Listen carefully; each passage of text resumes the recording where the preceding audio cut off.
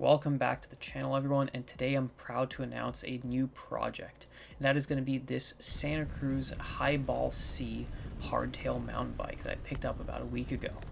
Now, honestly, I wasn't planning on buying a new bike, but I found this used for a great price. I couldn't resist it, and I bought it, and oh my god, it is by far the most amazing bike I've ever ridden.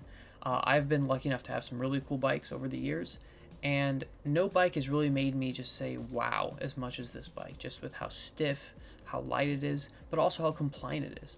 So I'm going to be turning this bike into a weight weenie project. I'm going to try to get it down as light as possible.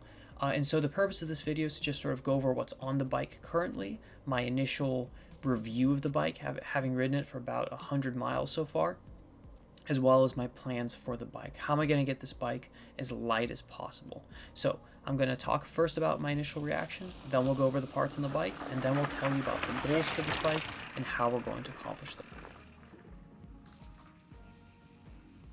Alright, so riding impressions. Having ridden this Highball for about a week now, what do I think of it so far? Well, honestly, the first thing I noticed was just how amazing it is at climbing. This thing climbs like nobody's business. It's very stiff, it's very light, but despite not being the highest end model, it's the C carbon, not the CC, so slightly heavier, slightly less stiff than the CC carbon, and it has sort of a mid-level build, which I'll go over later. This thing climbs amazingly. I've got some other mountain bikes, I've got some gravel bikes, and none of them climb like this thing does. This thing just takes off when you put the power to the pedals. And so honestly, this is what's impressed me the most and what sort of inspired me to go down the weight weenie rabbit hole of trying to get this bike as light as possible. Now, the second thing I noticed, beyond the obviously amazing climbing ability that this bike has, is also just how compliant it is.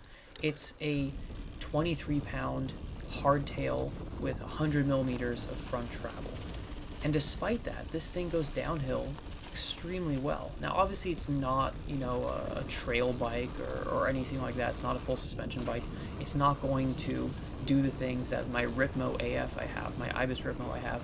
It's not going to be able to do that.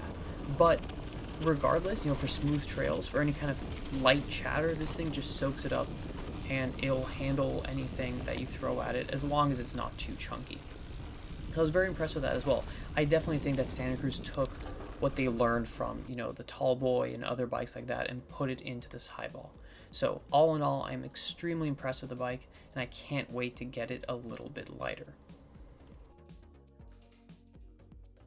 So let's go over what parts are currently on the bike so we can start deciding what we're going to replace.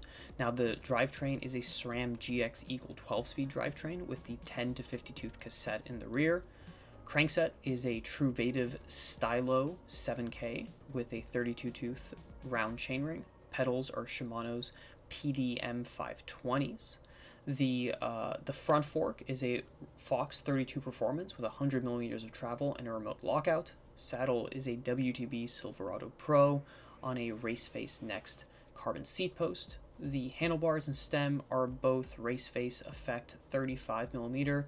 Handlebars are 740 millimeters wide. Brakes are SRAM level TLs, front and rear. And the wheel set is a race face AR25 alloy wheel set laced to DT Swiss 370 hubs. Now, all in all, this is a very nice combination of parts on the bike. As it currently sits, we're sitting at about 23.7 pounds, which means we need to shed 3.5 or so pounds. Now, that is a pretty hefty amount, given the fact that some of the parts on here are already really nice and rather light. So we definitely have our work cut out for us, but this is going to be a multi-month project, which will take some time, obviously some money, in order to get it down to that 20-pound weight goal. Now, in terms of how I want to do this, well, I've set some sort of guidelines for myself, because while I want to get this bike down to 20 pounds, I want to do it in my own way. So I've got sort of 3 rules for myself. Now, the first thing is no compromises. I still want to be able to ride this bike and enjoy it. So I'm not going to put, 600 millimeter wide bars on here just because they're lighter, or I'm not going to put, some pedals that I don't like just because they're lighter. I still want this to be a bike I want to ride every single day. The second outline I have for myself is I'm going to stay away from questionable parts, let's put it that way. parts that are, at a price that are too good to be true. They're probably a little too light, or maybe carbon of questionable quality. So, maybe things like bottle cages I don't really mind, but anything that could fail catastrophically on a mountain bike, I'm going to avoid any sort of questionable origin for that part. And the final goal for myself is, well, I want to keep this budget. Obviously, these parts are going to be expensive. They're nice parts, but I'm not gonna shy away from buying used, buying secondhand, because that's how you can find some really good value. And there's nothing wrong with buying used parts. So those are my goals for the bike. Those are my parameters which I'm trying to meet in order to reach the 20-pound weight limit. I hope you guys follow along with the build as we go.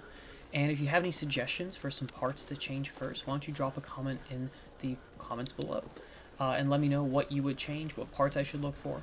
And I can't wait to get started. Thank you all for watching, and I'll catch you on the next episode coming out soon.